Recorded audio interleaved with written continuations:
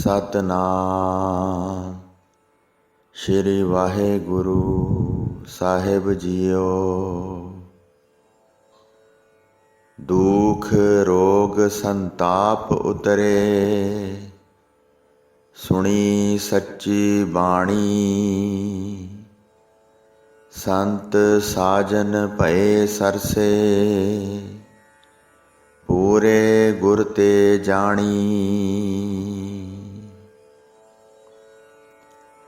परम सन्मानयोग गुरु रूप गुरु खालसा साध संगत जी, वाहिगुरु जी का खालसा वाहिगुरु जी की फतेह।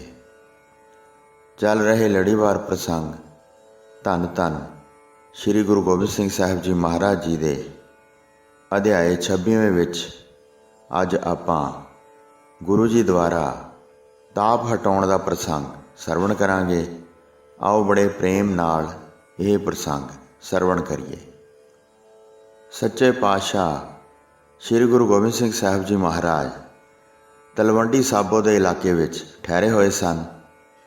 ਇੱਕ ਦਿਨ ਸਤਿਗੁਰੂ ਜੀ ਪ੍ਰਸ਼ਾਦਾ ਛਕ ਕੇ ਜਦ ਰਾਤ ਨੂੰ ਵਿਸ਼ਰਾਮ ਕਰ ਰਹੇ ਸਨ ਤਾਂ ਉਸ ਰਾਤ ਸਵੇਰੇ ਸੂਰਜ ਨਾ ਚੜ੍ਹਿਆ।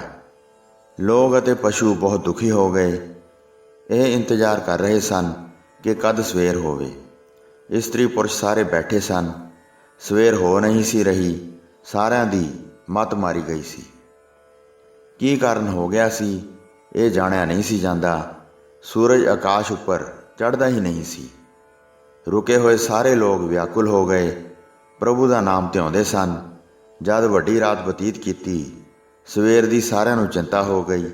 ਫਿਰ ਸਾਰੇ ਡੱਲੇ ਨੂੰ ਜਾ ਕੇ ਮਿਲੇ ਤੇ ਕਹਿਣ ਲੱਗੇ, ਬਹੁਤ ਵੱਡੀ ਰਾਤ ਹੋ ਗਈ ਹੈ, ਕੁਝ ਜਾਣਿਆ ਨਹੀਂ ਜਾਂਦਾ।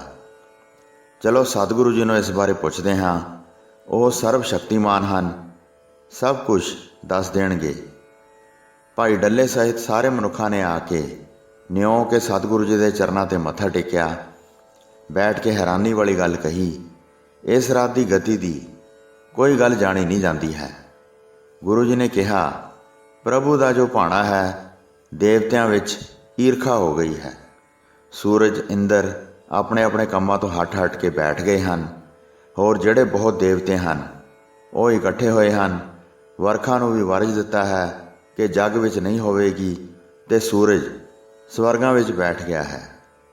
ਰਾਤ ਵਧਣ ਦਾ ਇਹ ਕਾਰਨ ਜਾਣ ਕੇ ਅਤੇ ਸੁਣ ਕੇ ਫਿਰ ਭਾਈ ਡੱਲੇ ਨੇ ਕਿਹਾ, ਹੇ ਸਤਿਗੁਰੂ ਜੀ, ਪਾਣੀ ਤੋਂ ਬਗੈਰ ਕਿਵੇਂ ਜੀਵਾਂਗੇ। ਇਹ ਸੁਣ ਕੇ ਸਤਿਗੁਰੂ ਜੀ ਚੁੱਪ ਰਹੇ। ਫਿਰ ਔੜ ਲੱਗ ਗਈ। ਵਰਖਾ ਪੈਣੋਂ ਹਟ ਗਈ ਤੇ ਕਈ ਦਿਨ ਇਸ ਤਰ੍ਹਾਂ ਬੀਤ ਗਏ।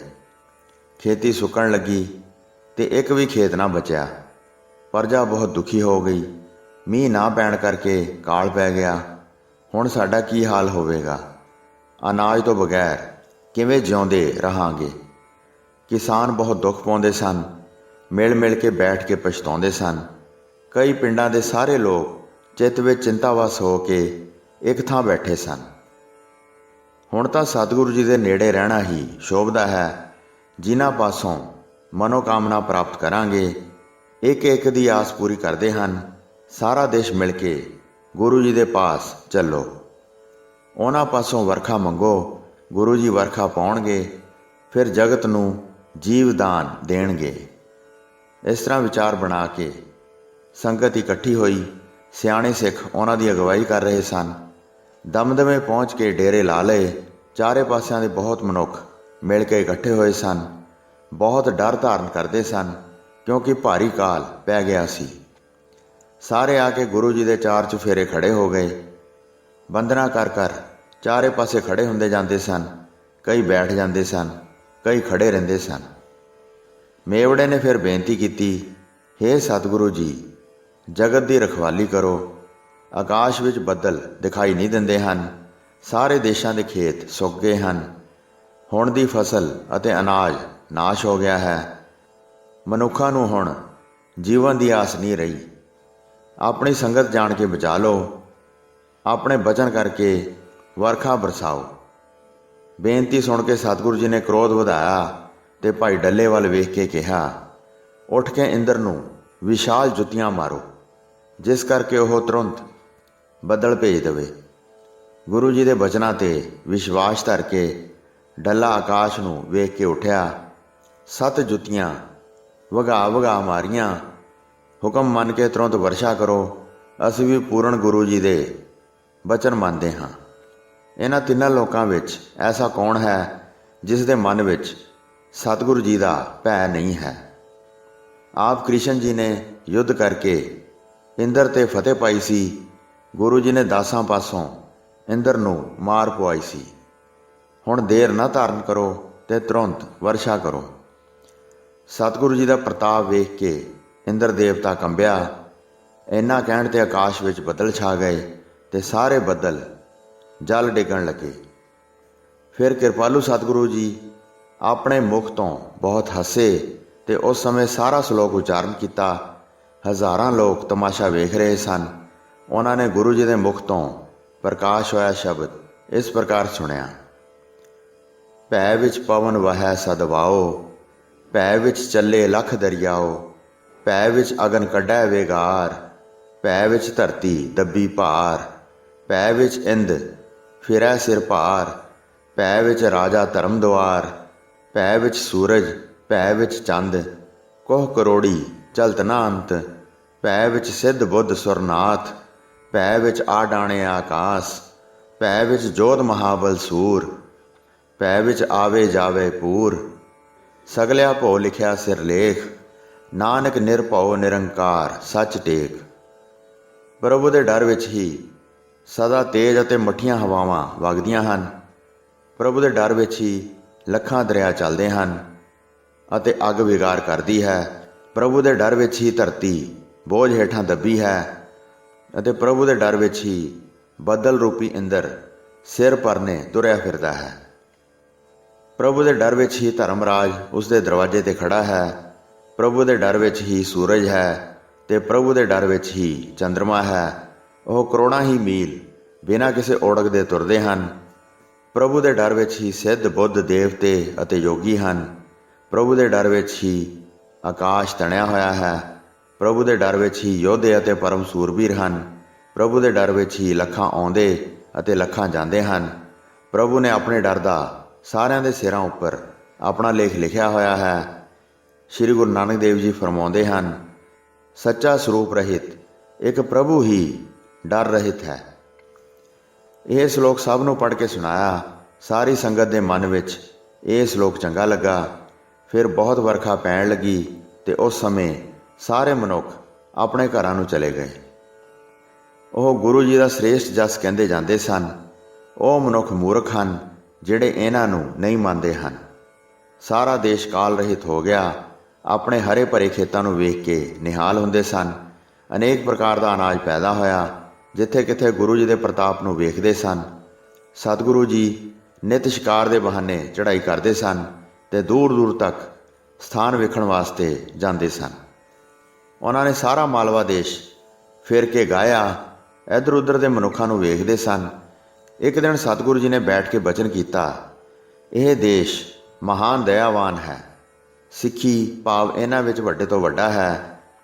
ਦੋਸ਼ ਕੇਵਲ ਇਹੋ ਹੀ ਹੈ ਕਿ ਜਿਹੜਾ ਬਹੁਤ ਝੂਠ ਬੋਲਦੇ ਹਨ ਤੇ ਸਦਾ ਹੀ ਆਪਣੀਆਂ ਪੁੱਤਰੀਆਂ ਵੇਚਦੇ ਹਨ। ਬਹੁਤ ਅਨਾਜ ਹੁੰਦਾ ਹੈ, ਕਿਸੇ ਪ੍ਰਕਾਰ ਦੀ ਤੋਟ ਨਹੀਂ ਰਹਿੰਦੀ। ਮਨ ਦੇ ਕੱਚੇ ਕਦੇ ਵੀ ਤ੍ਰਿਪਤ ਨਹੀਂ ਹੋਣਗੇ। ਧਨ ਦੀ ਤ੍ਰਿਸ਼ਨਾ ਵਿੱਚ ਰਚੇ ਹੋਏ ਹਨ। ਬਚਨ ਨਹੀਂ ਮੰਨਦੇ ਹਨ ਤੇ ਬੁੱਧੀ ਦੇ ਮਾਰੇ ਹੋਏ ਰਹਿੰਦੇ ਹਨ। ਇਹ ਮੂਰਖ ਆਪਣਾ ਭਲਾ ਨਹੀਂ ਜਾਣਦੇ। ਖਾਣ ਲਈ ਭੇਸ ਬਣਾਉਂਦੇ ਹਨ।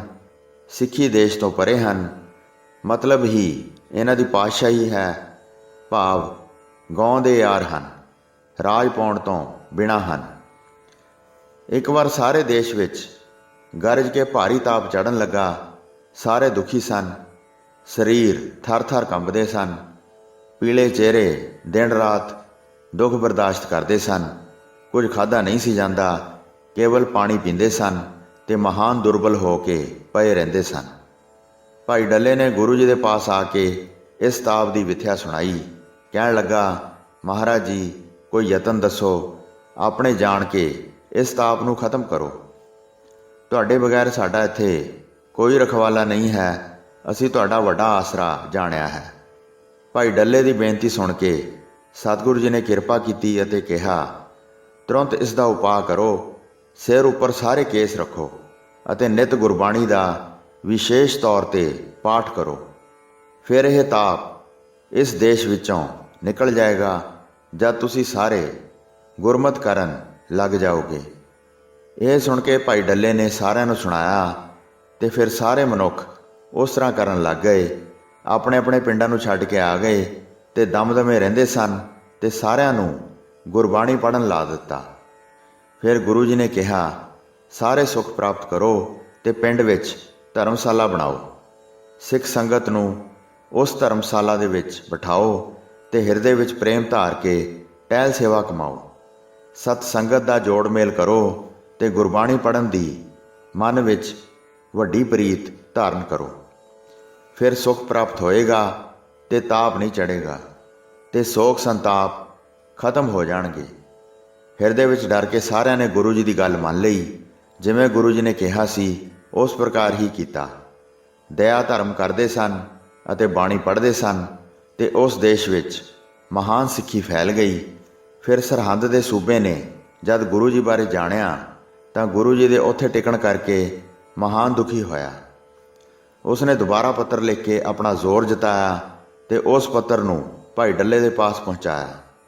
ਦੂਤ ਉਸ ਪੱਤਰ ਨੂੰ ਲੈ ਕੇ ਕਿਲੇ ਦੇ ਵਿੱਚ ਗਿਆ। ਸਤਿਗੁਰੂ ਜੀ ਨੂੰ ਉਸ ਦੀ ਖਬਰ ਹੋ ਗਈ। ਤਦ ਸਤਿਗੁਰੂ ਜੀ ਨੇ ਇੱਕ ਸਿੱਖ ਨੂੰ ਭੇਜਿਆ ਤੇ ਕਿਹਾ, ਗੁਪਤ ਰਹਿ ਕੇ ਸੁਣੀ ਕਿ ਵਜ਼ੀਰ ਖਾਨ ਨੇ ਕੀ ਲਿਖ ਕੇ ਭੇਜਿਆ ਹੈ ਤੇ ਇਹ ਵੀ ਸੁਣੋ ਡੱਲਾ ਤਦ ਕੀ ਕਹਿੰਦਾ ਹੈ। ਨਹੀਂ ਡਰਦਾ ਹੈ ਜਾਂ ਡਰਦਾ ਹੈ। ਅੰਦਰ ਇੱਧਰ ਉੱਧਰ ਸਿੱਖ ਫਿਰਦਾ ਸੀ। ਡੱਲੇ ਨੇ ਤੁਰਕ ਦੇ ਲਿਖੇ ਪਰਵਾਨੇ ਨੂੰ ਸੁਣਿਆ। ਕਿਉਂ ਆਪਣਾ ਬੁਰਾ ਕਰਨ ਦੀ ਅਭਿਲਾਸ਼ਾ ਹੈ। ਬਾਦਸ਼ਾਹ ਦੇ ਦੁਸ਼ਮਣ ਗੁਰੂ ਜੀ ਨੂੰ ਤੂੰ ਆਪਣੇ ਪਾਸ ਰੱਖਿਆ ਹੈ। ਹੁਣ ਵੀ ਜੇ ਆਪਣੀ ਭਲਾਈ ਚਾਹੁੰਦਾ ਹੈ ਤਾਂ ਸਾਡੇ ਪਾਸ ਗੁਰੂ ਜੀ ਨੂੰ ਫੜਾ ਦੇ।